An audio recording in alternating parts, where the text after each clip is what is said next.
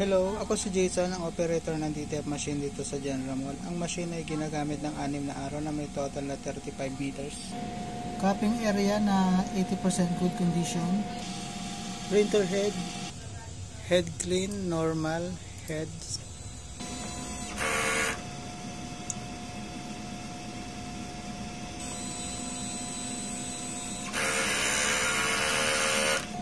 Rubber wiper, punasan pagkatapos mag-head clean gamit ang dry fit na tela. Ito naman ang nozzle check result.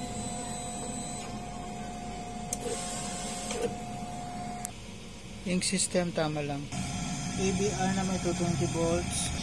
Ink system nilinis kahapon. Ground wire.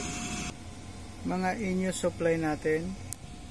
Ito naman yung mga unused supply natin.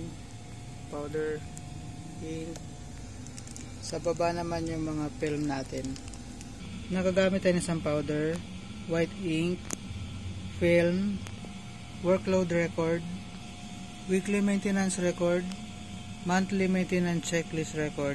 Yun lang po.